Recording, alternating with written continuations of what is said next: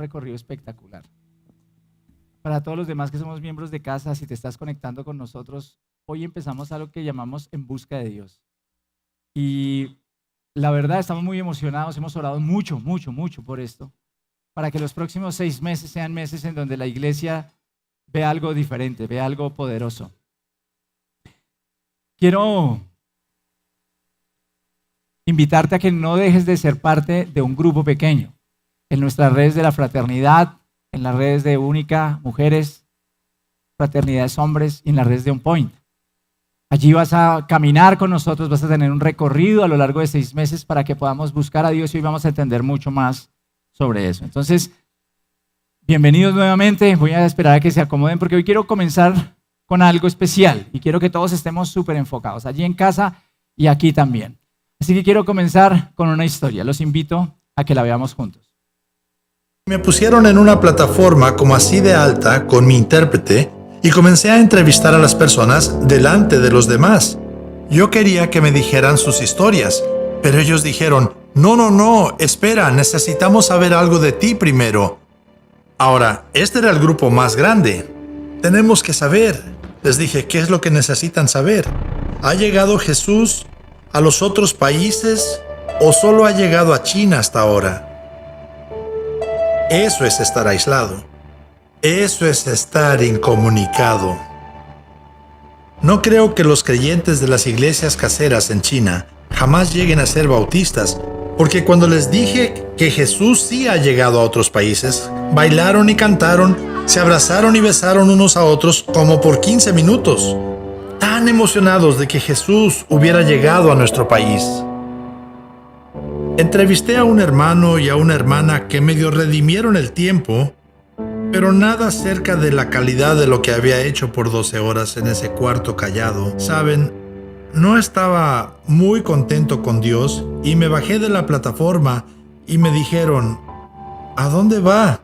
Y en mi mente, yo quiero llegar a la cama antes que lleguen los otros 4. Me preguntaron, ¿a dónde va? Y les dije, parece que no voy a ningún lado mientras me subo a la plataforma. Me dijeron, ¿sabe? Le hemos contado, le preguntamos si Jesús ha llegado a otros países y nos dijo que sí.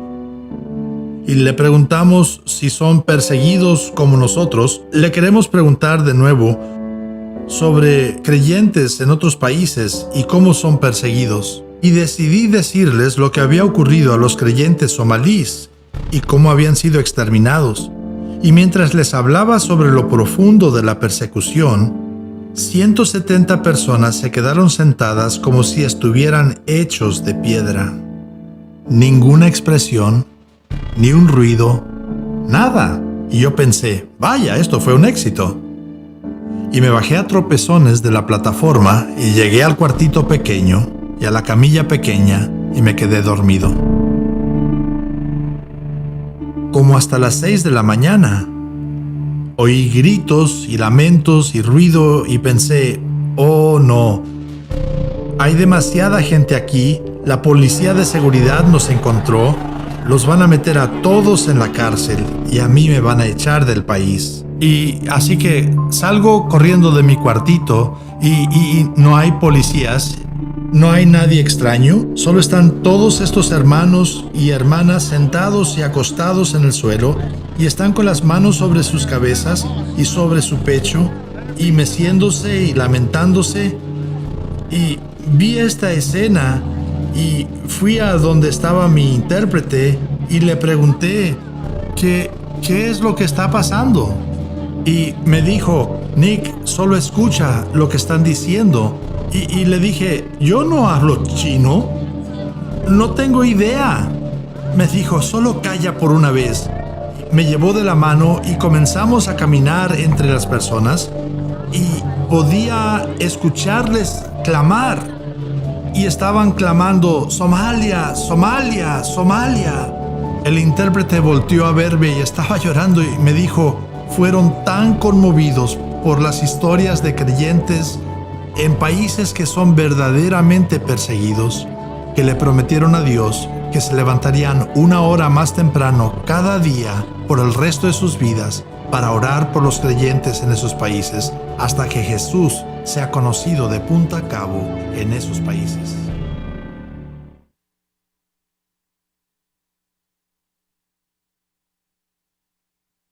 Es la realidad de la iglesia en China. Una iglesia que no puede reunirse muchas veces como nosotros estamos reunidos hoy. No aquellos que no tienen permiso. Es una iglesia que, si no quiere estar controlada por lo que el Estado hace, tiene que reunirse a escondidas para poder hablar, compartir la palabra de Dios sin ningún temor, sin ser censurado, sin que su mensaje sea intervenido o sea modificado. Y solo quiero que pienses y compares esa iglesia, a estos creyentes que acabas de ver, con nuestra iglesia en Occidente.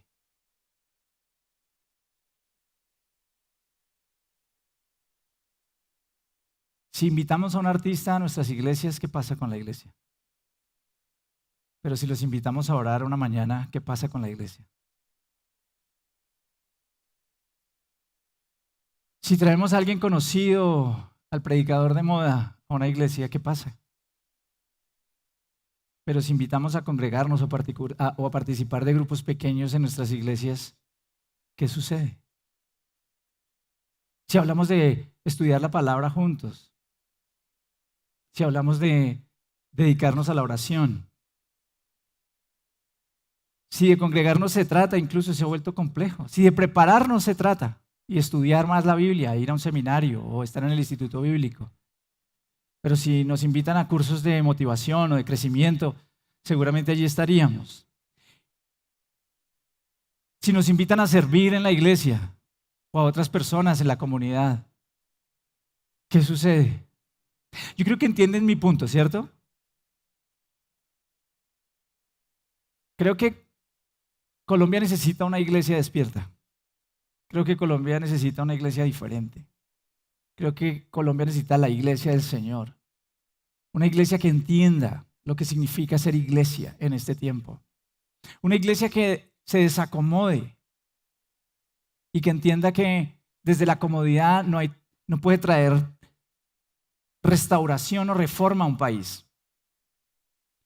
Pero para poder ser ese tipo de iglesia se necesita ser una iglesia fuerte, una iglesia que esté conectada con Dios. Y cuando vemos lo que pasa en nuestras iglesias, en nuestras congregaciones, pues no somos ajenos a la situación del mundo. Hoy la situación del mundo es compleja.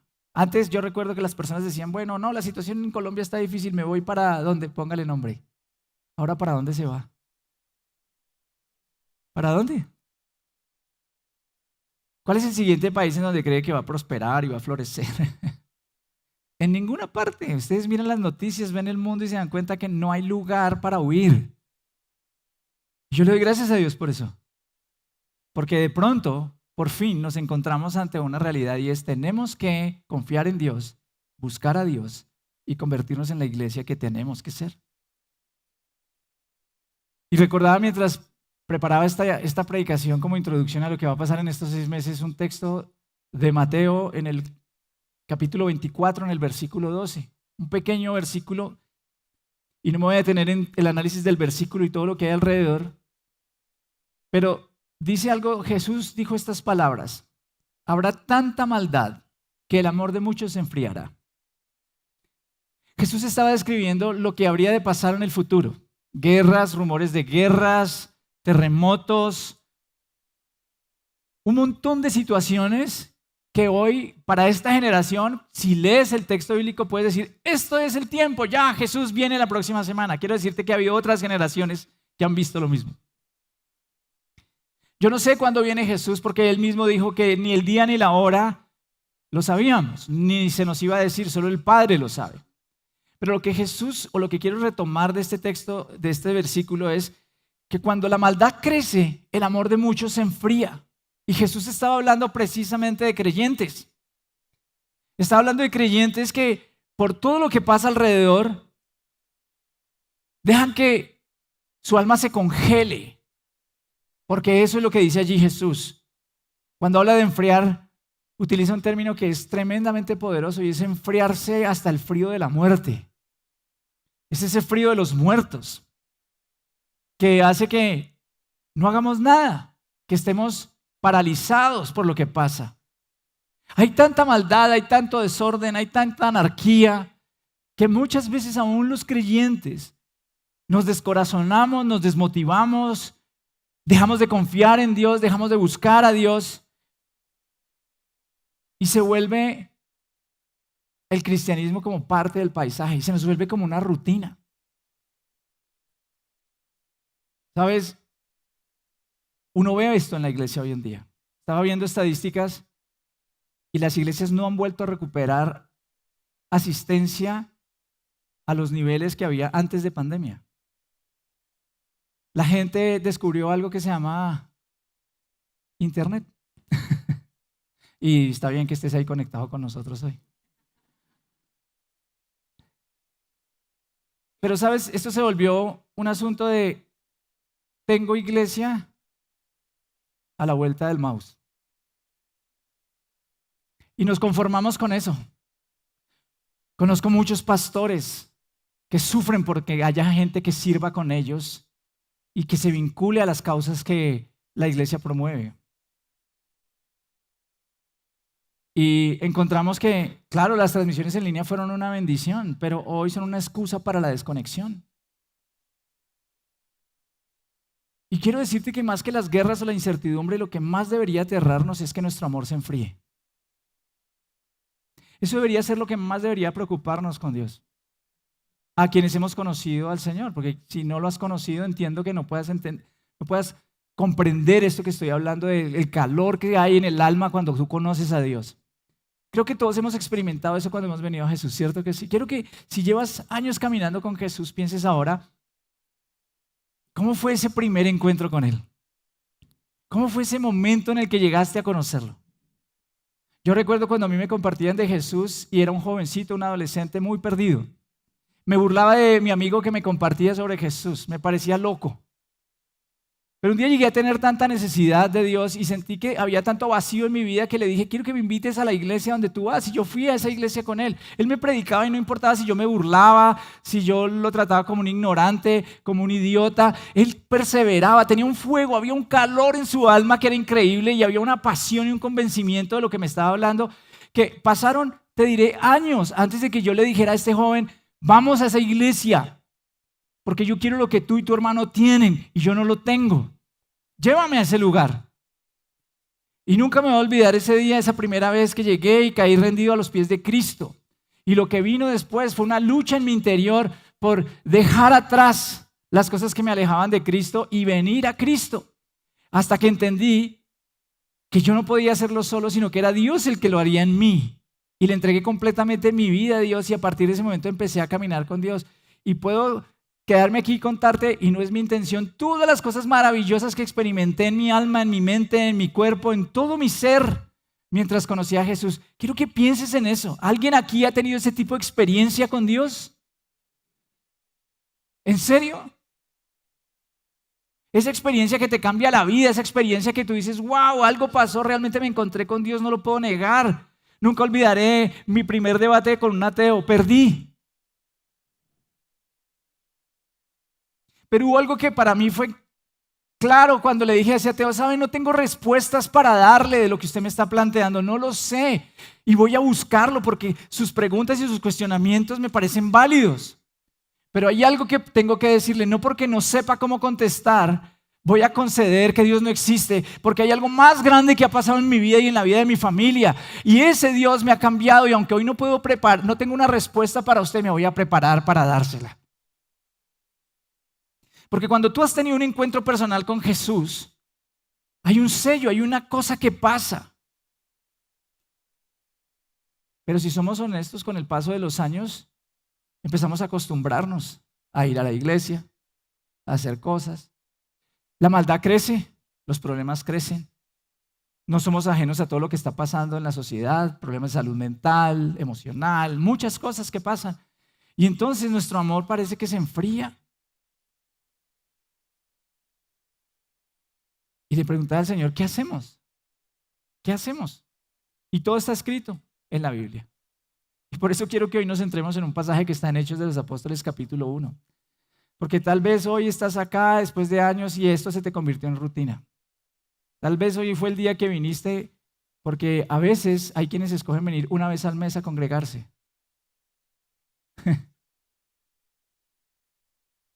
Y hoy es el día en el que Dios quiere hablarte.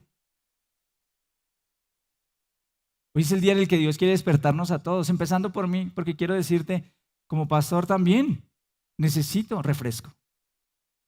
Necesito que mi corazón se levante, que mi corazón cobre ánimo, que mi corazón entienda lo que Dios quiere hacer en este tiempo y que haya una renovación de mi relación con Dios. Hechos capítulo 1, versículo 1 dice: estimado Teófilo, en mi primer libro me refería a todo lo que Jesús comenzó a hacer y enseñar, hasta el día en que fue llevado al cielo, luego de darles instrucciones por medio del Espíritu Santo a los apóstoles que había escogido. Después de padecer la muerte, se les presentó dándoles muchas pruebas convincentes de que estaba vivo, y me detengo allí.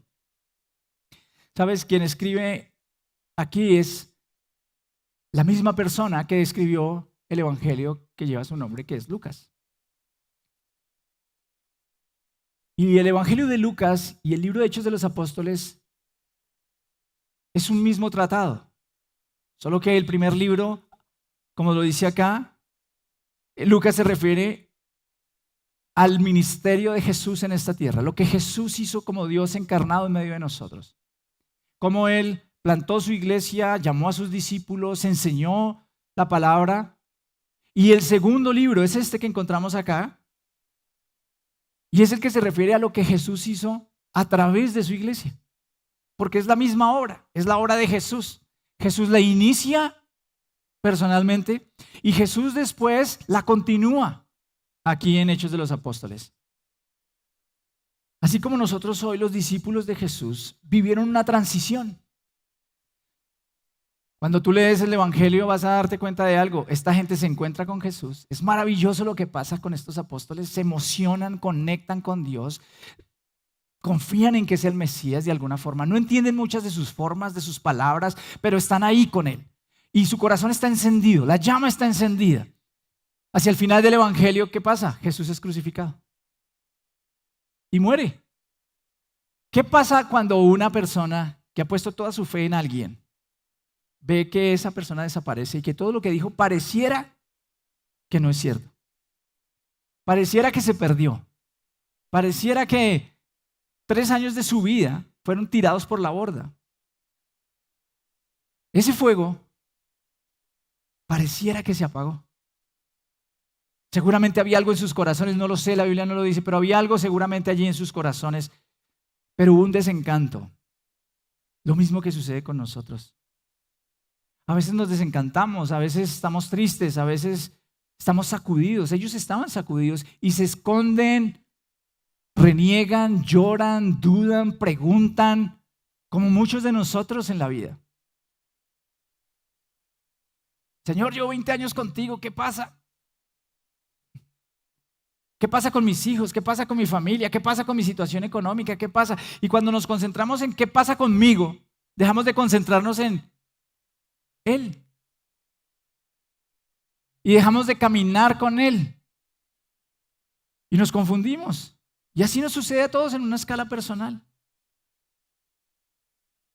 Pero hay algo precioso que pasa acá en este texto. Y es que se nos dice que Jesús resucitó. Resucitó. O sea, Jesús no se quedó en una tumba. Jesús al tercer día se levantó de entre los muertos. Y en el versículo 3 dice que durante 40 días se les apareció y les habló acerca del reino de Dios. Y aquí está la clave. ¿Qué vamos a hacer estos 6 meses? Queremos un avivamiento en casa. Queremos que realmente podamos encontrarnos con Dios de una manera fresca en este tiempo, que podamos recibir de Dios algo nuevo. Porque el avivamiento, quiero definirlo así, es lo que sucede cuando el pueblo de Dios, ya sea de forma individual o colectiva, es restaurado a una relación correcta con Él. Quiero que entiendas que avivamiento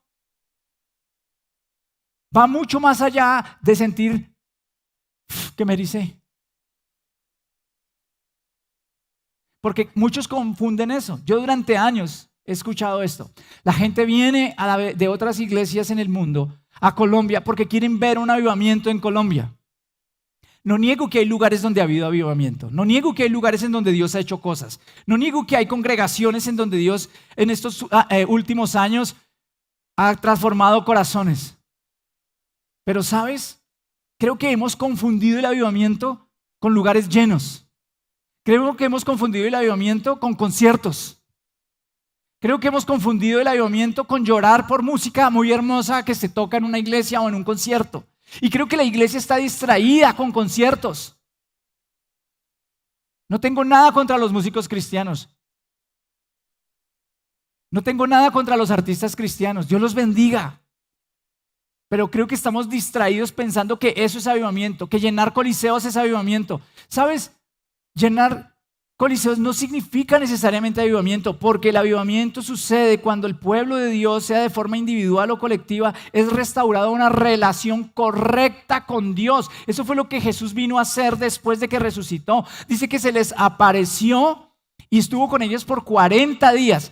Quiso restaurar el dolor, quiso sanar la desesperanza, quiso mostrarles que todo lo que les había enseñado tenía sentido. Él quiso venir a enseñarles, dice allí, el reino de Dios. Quiso mostrarles la forma correcta de relacionarse con Dios y de vivir en esta tierra. Porque el reino de Dios no es solamente una realidad futura, sino que es una realidad presente aunque incompleta. Por tanto, cada vez que nosotros volvemos a una relación correcta con Dios, hay un efecto en nuestra realidad concreta hoy, en nuestra vida, en nuestra familia, en nuestra comunidad, en nuestra Colombia. El problema de la iglesia es que ha pensado que el evangelio se limita solamente a predicar cosas que salven a la gente para la eternidad, pero no le ha enseñado a buscar a Dios para vivir en el hoy, en el presente, de una forma que la sociedad sea transformada y renovada y reformada. Y cuando el avivamiento ocurre, eso es lo que pasa. ¿Qué fue lo que sucedió durante la Reforma Protestante en Europa? Que la gente entró en una relación con Dios en donde comprendió la palabra, y esa palabra afectó más allá de los domingos y transformó una sociedad. ¿Qué fue lo que pasó en los grandes avivamientos de la historia? Exactamente eso, y eso es lo que vas a aprender a lo largo de esta semana cuando estudies en casa en busca de Dios. Porque al final el avivamiento es el resultado de un encuentro fresco con Cristo resucitado. Nos encontramos con Él. Eso es lo que pasó con la iglesia. Esa iglesia estaba allí, escondida, triste, melancólica, sin orientación. Pero Cristo se apareció y caminó con ellos por 40 días resucitado. Ustedes se imaginan, a mí me parece fascinante. Yo creo que cada uno de esos días esos discípulos miraban a Jesús. Yo creo que eran como, wow, maravilloso. Ahí estaba la evidencia máxima de su fe. Cristo está vivo. Y esa es la evidencia máxima de una iglesia avivada. Cristo está vivo en medio de su iglesia. Porque es que todo lo que Cristo dijo es cierto porque Él resucitó. Si Él no hubiera resucitado, nada de lo que dijo lo sería. Necesitamos volver a tener ese encuentro con Dios como iglesia. Yo anhelo que esta congregación tenga ese encuentro con Dios como iglesia. Yo quiero tenerlo, Gabriel. Un encuentro renovado con Él. Porque la iglesia no existe para sobrevivir, sino que existe para traer el reino de Dios a esta tierra. Por eso fue que Jesús dijo, Padre nuestro que estás en el cielo, santificado sea tu nombre. Hágase tu voluntad en la tierra como en el cielo. Lo que la iglesia debe entender es que lo que hacemos se trata de dar a conocer al Rey y a su reino. Y el reino está aquí si Jesús está con nosotros. A eso es a lo que Dios nos llama. Y por eso la iglesia avivada es una iglesia que se somete a su Rey. Es una iglesia que vive para su Rey. Porque donde no hay sumisión al Rey, hay rebelión, aunque parezca religión. Quiero que lo entendamos. Si la iglesia va a estar avivada, tiene que vivir la fe de la mano de Jesús, en obediencia a Jesús, con los principios de Jesús, a la manera de Jesús, porque no importa lo que haga la iglesia. Si la iglesia no está sometida al Rey, está en rebelión, no está en sumisión. Y puede estar en religión. Y sabes, ese fue el grito del gran avivamiento de Gales a principios del siglo XX. El grito de hombres y mujeres que dijeron que la iglesia se incline y salve al mundo. Que la iglesia se postre a Dios y salve al mundo. que la iglesia busque a Dios y salve al mundo, porque la esperanza de esta tierra es Jesús a través de su iglesia. Eso fue lo que pasó. Yo recuerdo hace años cuando escuché esta historia del avivamiento de Gales y me marcó tanto, me pareció tan poderoso, porque oro porque eso vuelva a suceder y ojalá sucediera en Colombia. Es impresionante. Gente humilde, gente sencilla empezó a predicar. Empezó a predicar acerca del arrepentimiento, empezó a predicar acerca de buscar a Dios, empezó a predicar acerca de obedecer a Dios, empezó a apartarse para Dios. No eran muchos, eran pocos, de hecho era gente muy sencilla. Y de repente las iglesias empezaron a abrirse y las personas llegaban y ellas mismas caían de rodillas confesando sus pecados y contando las cosas que hacía y pidiendo que Dios les salvara. Y las iglesias empezaban una reunión y no sabían a qué horas terminaban porque empezaba a funcionar ese culto y no había el problema de ¿qué hora es el almuerzo? Nos vamos. Las iglesias estaban llenas de día y de noche y no había publicidad. No había oradores espectaculares, no había grupos de música tremendos, pero sabes, en 5 meses en Gales, a comienzos del siglo XX, se habían sumado 100,000 nuevos creyentes. 100,000. Y lo más lindo de eso es que 5 años después, el 80% de esos nuevos creyentes no habían abandonado su fe. Porque lo que sucede cuando a veces confundimos el avivamiento con emocionalidad es que nos perdemos de vista que la gente puede llegar por emoción e irse por la misma emoción. El impacto del avivamiento se sintió en todas partes en Gales, en todos los rincones de la sociedad. Es impresionante lo que sucedía. Los negocios de juegos de azar y de alcohol perdieron clientes, tuvieron que cerrar. Se cerraron tabernas, prostíbulos, burdeles, no porque una ley lo ordenó, es porque la gente dejó de ir a esos lugares. Se cancelaron o se pospusieron grandes eventos deportivos porque la gente quería adorar a Dios. Incluso hay historias de lugares en donde había un evento deportivo y la gente empezaba a cantar alabanzas y todo el estadio, toda la gente que estaba allí se unía en las alabanzas y nadie veía el deporte, ni siquiera los deportistas, todos se ponían a adorar a Dios. Acá toca consultar el calendario en Colombia de cuándo juega la selección Colombia para poder hacer algo. ¿Es la verdad?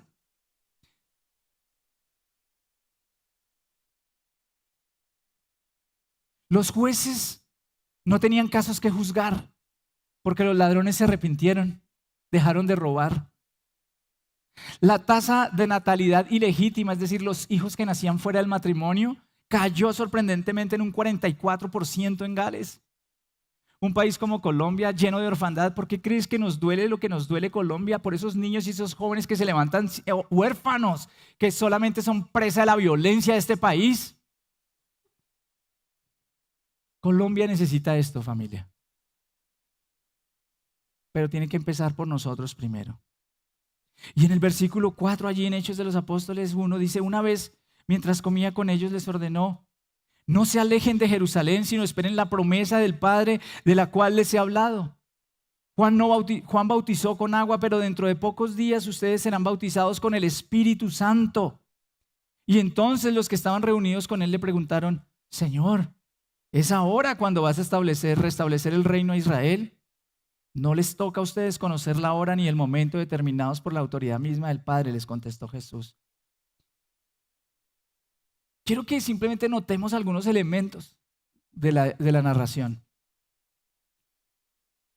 ¿Cuándo Jesús les habló estas cosas? Cuando estaban comiendo. ¿Ve lo sencillo? Miren la sencillez de lo que hay allí, el detalle que hay allí. Jesús se sienta con ellos a comer. Esa era la forma de Jesús de trabajar con sus discípulos, intimidad.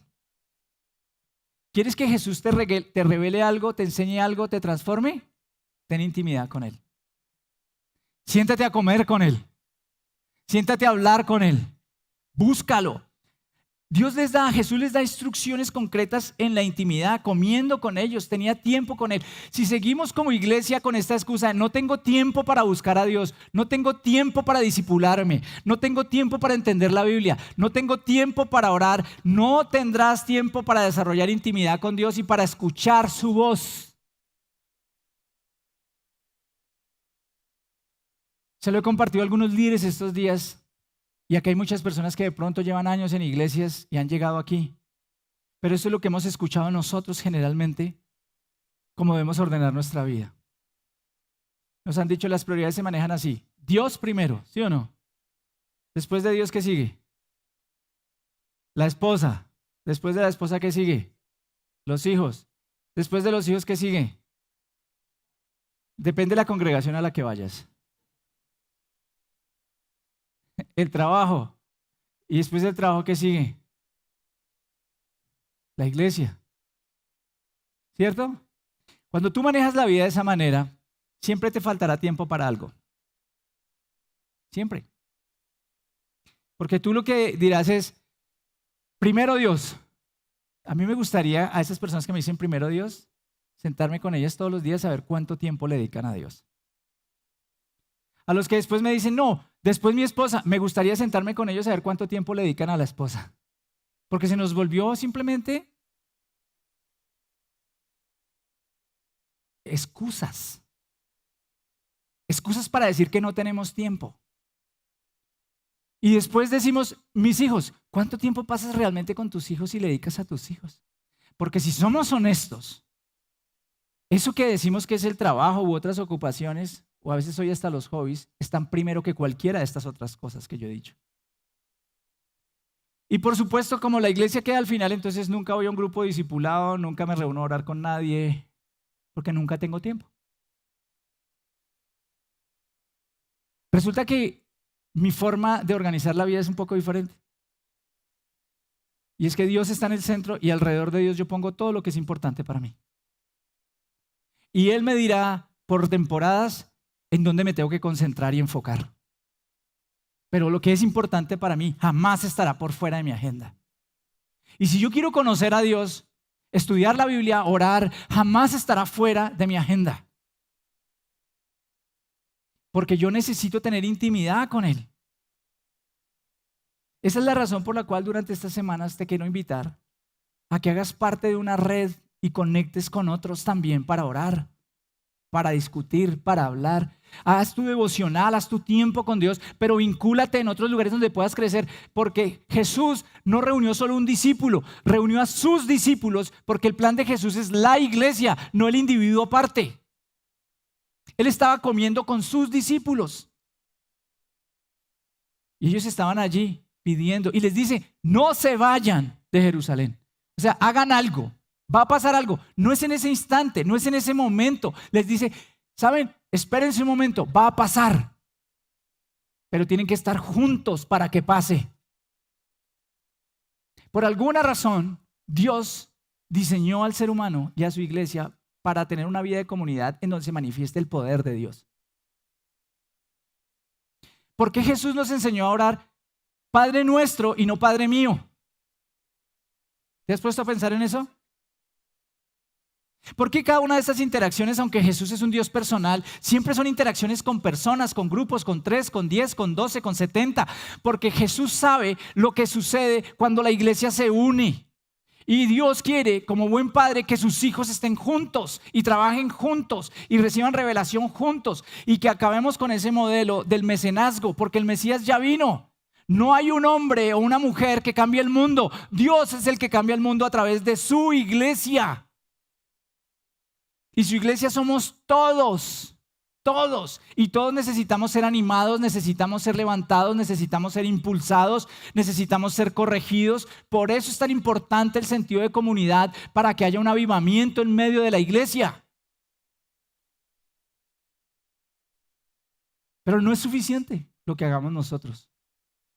Hay una clave que está en el versículo 5. Y es que el avivamiento no es un evento programado en un calendario. Entonces yo digo, ay, va a ser en tal día. Jesús les dijo, vayan, reúnanse y yo veré cuándo lo hago. Yo les enviaré el Espíritu Santo. Él sabe cuándo lo va a hacer. ¿Qué nos corresponde a nosotros? Prepararnos. El avivamiento no es un evento solamente.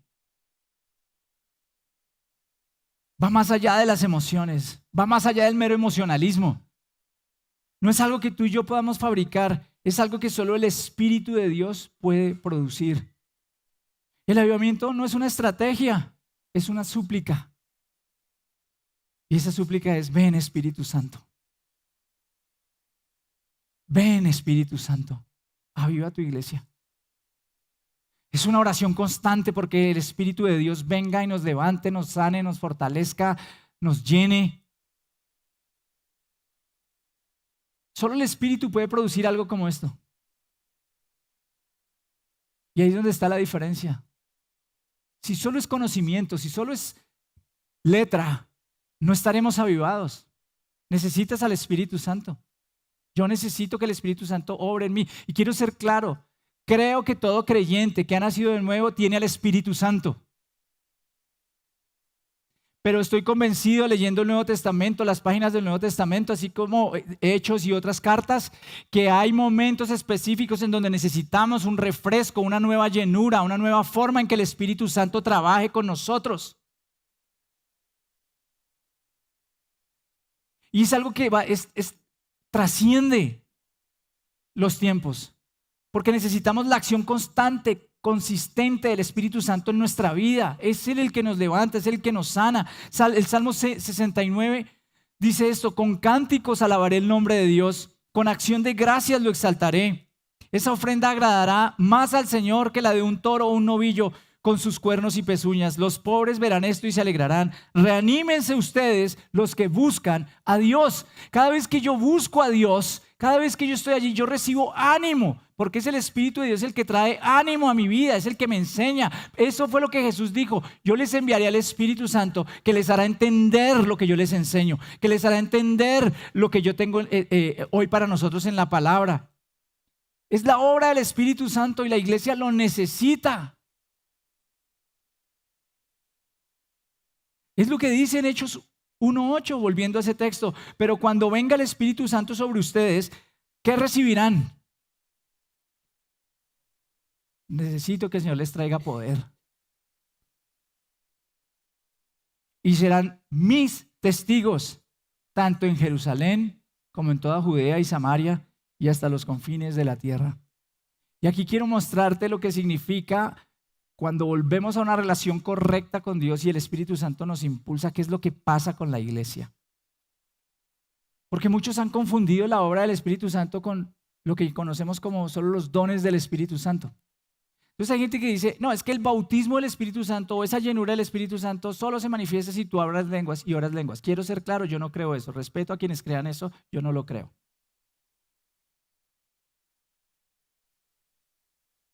Creo que hay diferentes manifestaciones del Espíritu Santo, pero no creo que si alguien no habla en lenguas no ha sido visitado o llenado o no tiene el Espíritu Santo de Dios.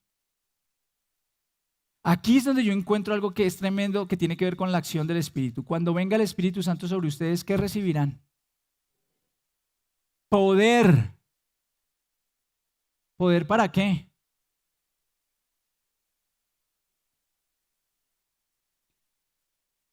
Dice: recibirán poder y como consecuencia de ese poder me serán ¿qué? Testigos. ¿Cómo testifica uno de Jesús?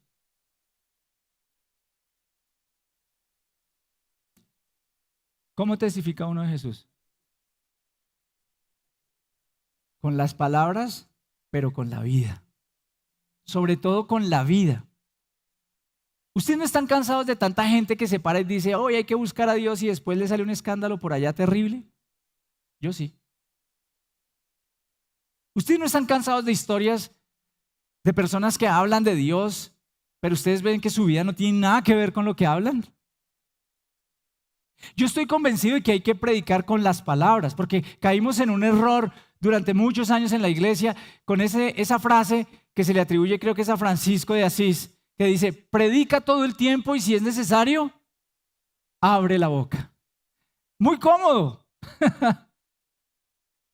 Y lo que ha servido es para que la gente sea agente 007 del evangelio.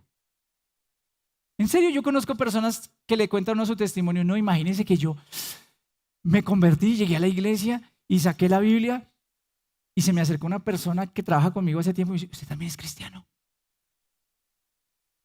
Sí, ay, yo también hace como 20 años. ¿Por qué nos creímos ese cuento? ¿De que predica todo el tiempo? Y si es necesario, abre la boca. Pero ¿sabes? Si vas a predicar, tu vida tiene que refrendar lo que estás predicando.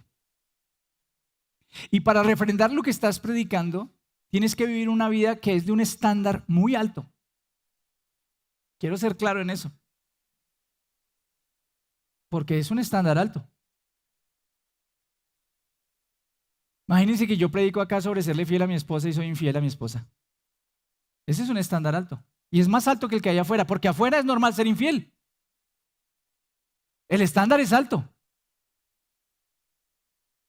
Ahora, no te equivoques.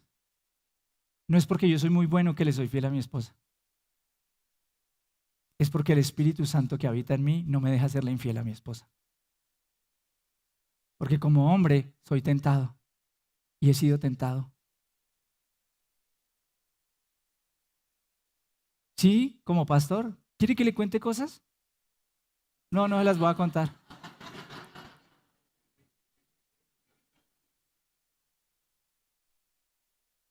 Yo he tenido que salir corriendo, aún siendo pastor, porque he sido tentado. Y cuando salgo de la tentación digo, wow, Señor, eres tú.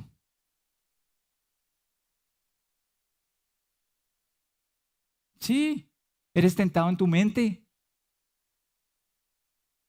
Y eso no significa que no ames o que no camines. Tú vas a ser tentado mañana a hacer un negocio turbio, porque te van a decir, si no haces el negocio, si no me das este dinero,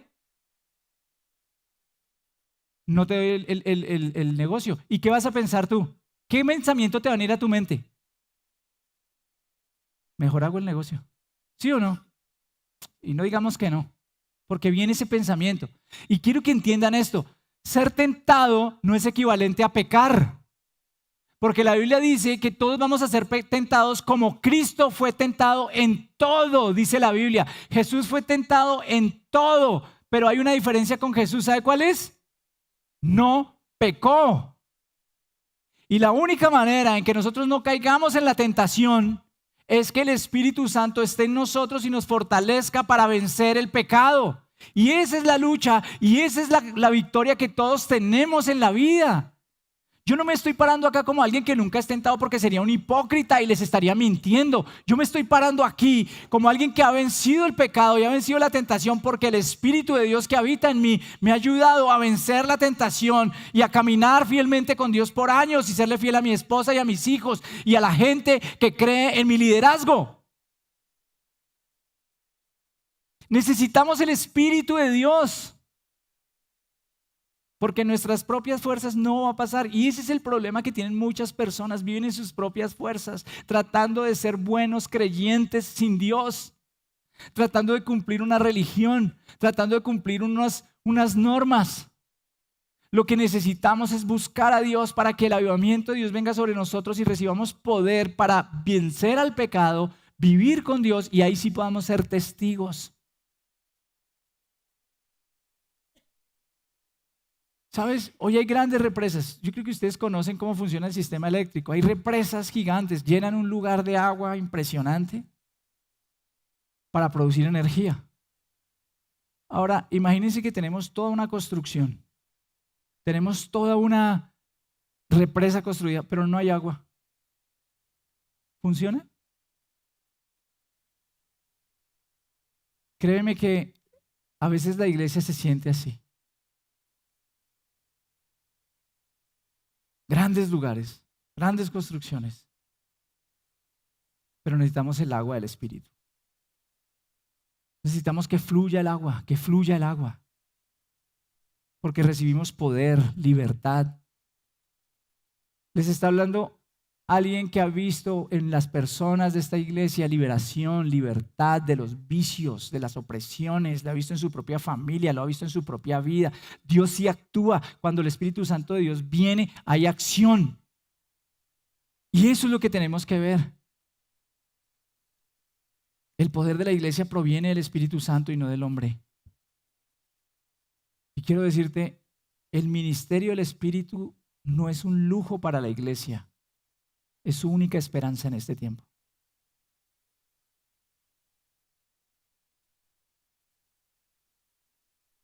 Es lo único que necesitamos. Y por eso quiero invitarte en este recorrido, en este tiempo, a que busques a Dios. Busca a Dios. Quítate las excusas. Mañana empiezan los grupos, mañana empieza tu lectura en busca de Dios. Ay, pastor, es que a mí me cuesta levantarme.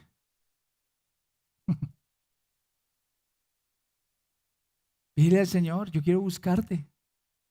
Levántate, pon el despertador. Salte de la cama. Ve y búscalo.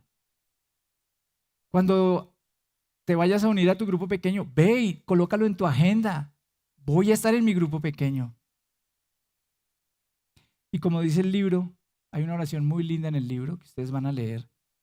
Mientras lo buscas con todo tu corazón durante las próximas semanas, pido a Dios que se revele a ti de maneras nuevas, que avive tu corazón y que sea magnificado en tu vida y a través de ella. Y quiero terminar precisamente con el Salmo 67, que hoy cantábamos. Y quiero que lo leamos juntos. Quiero que abras el Salmo 67.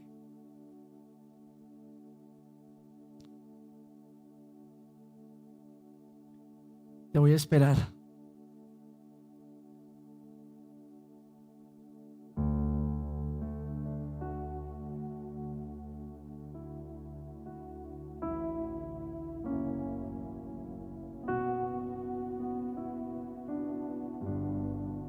Y leámoslo juntos. Dios nos tenga compasión y nos bendiga. Dios haga resplandecer su rostro sobre nosotros, para que se conozca en la tierra sus caminos y entre todas las naciones su salvación. Que te alaben, oh Dios, los pueblos, que todos los pueblos te alaben. Alégrense y canten con júbilo las naciones, porque tú las gobiernas con rectitud. Tú guías a las naciones de la tierra. Que te alaben, oh Dios, los pueblos, que todos los pueblos te alaben. La tierra dará entonces su fruto, y Dios nuestro Dios nos bendecirá. Dios nos bendecirá, y le temerán todos los confines de la tierra. Dios nos tenga compasión y nos bendiga.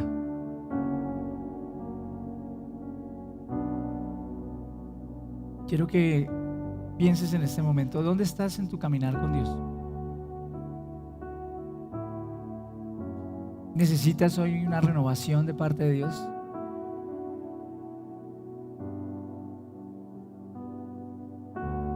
Aprendimos en la serie anterior, la que terminamos la semana pasada, que por nuestros frutos seremos conocidos.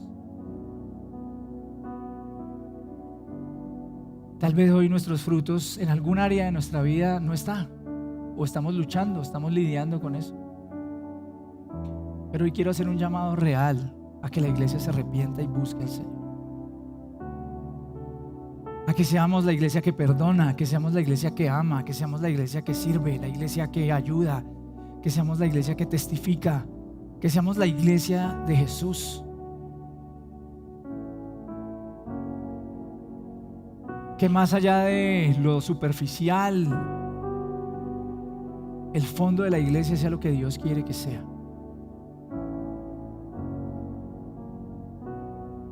Entonces ora hoy y háblale tú al Señor allí. Permite que el Espíritu de Dios hoy pueda mostrarte en donde necesitas renovación, en donde necesitas ser avivado. Y no te resistas, porque sabes que siento en mi corazón que a veces cuando escuchamos estas cosas nos paramos ahí como que nos resistimos.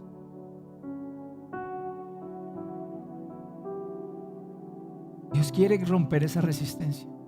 Y no pienses que es para otro, no pienses que es para tu esposo, tu esposa, tus hijos, el vecino, es para ti. Es para ti. Dios te dice hoy, búscame, búscame. Y recibirás poder y serás mi testigo. En tu casa, en tu trabajo, y hasta los confines de la tierra. Que recibas el poder del Señor, la guía del Señor, la transformación que Él puede darte. Señor, hoy con humildad quiero pedirte de verdad, yo, Gabriel, te necesito más hoy, Señor. Yo te necesito. Creo que hoy puedo conocerte mejor. Hay áreas de mi vida en donde necesito tu fortaleza, tu guía, tu sabiduría. Y hoy puedes ir y decirle: Señor, yo reconozco que me he acostumbrado a ciertos pecados. Me he acostumbrado a cosas como las obras de la carne, ira, divisiones, maledicencias. Porque a veces cuando pensamos en nuestra vida decimos: ay, hay cosas que yo no hago. Eso es como cuando alguien dice: yo no robo y no mato. Pero sabes, la amargura, la falta de perdón nos inhabilita, nos incapacita para ser la iglesia que tenemos que ser. El hablar mal de otros, el juzgar a los demás sin entender lo que estamos diciendo, nos inhabilita para ser la iglesia que debemos ser.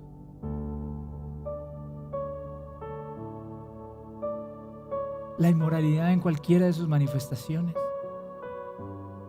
nos inhabilita para escuchar a Dios.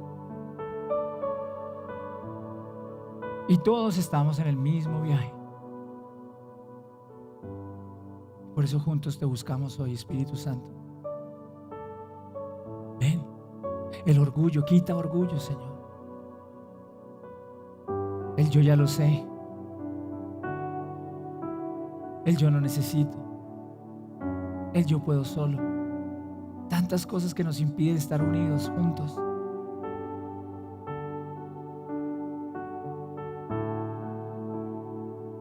La incapacidad a veces de pedir perdón cuando hemos ofendido a otro.